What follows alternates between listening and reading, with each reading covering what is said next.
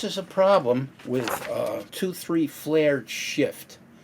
And what has happened here is we have a mismatch with Generation 2 and Generation 1 valve bodies. As you all know, when GM came out with the Generation 2 6070 series, they eliminated all the pressure switches. As you see here, this is a Gen 1 on page 27, figure 1.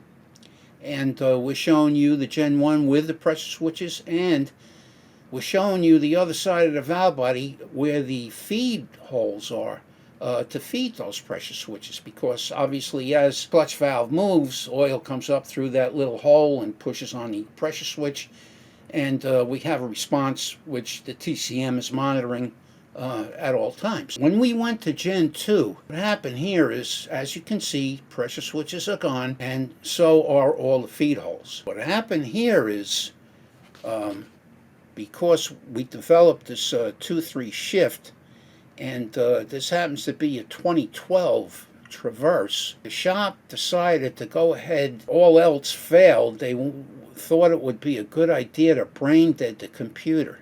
This is not a good idea.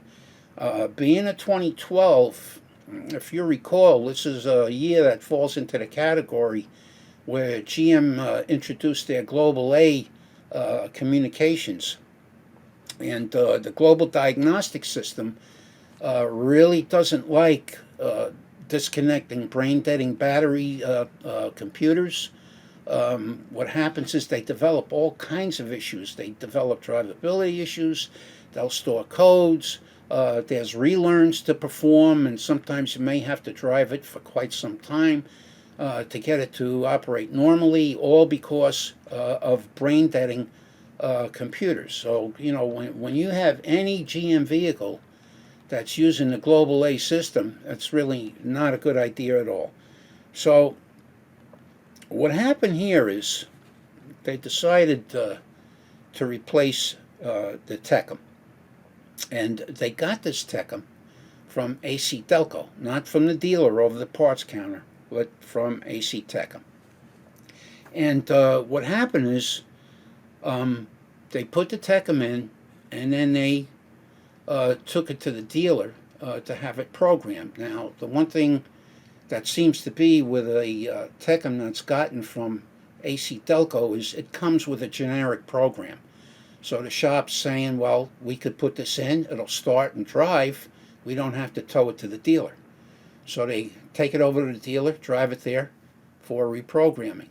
Well, now all of a sudden, after reprogramming, now this is storing all kinds of pressure switch codes, because this is Gen 2 that don't have pressure switches, but you have a system in the vehicle that's looking for pressure switches. And now with the program up to date, it now notices there are no pressure switch input, and so we get codes for all the pressure switches. So now what does the shop do? They go and they get another Tecum from AC Delco, figuring, oh, this must be defective. They put that in, obviously the same result. So that didn't accomplish anything. At this point in time, they made the decision to actually get a Tecum from the dealer, brand new over the counter, put that in, had it programmed, all the pressure switches went away, and the 2-3 flare also was eliminated. So the Tecum from the dealer straightened out all the issues. Thank you for watching. For all confirmed fix videos and unlimited technical support, become an ATSG member, your transmission tech solution. Click the membership link below.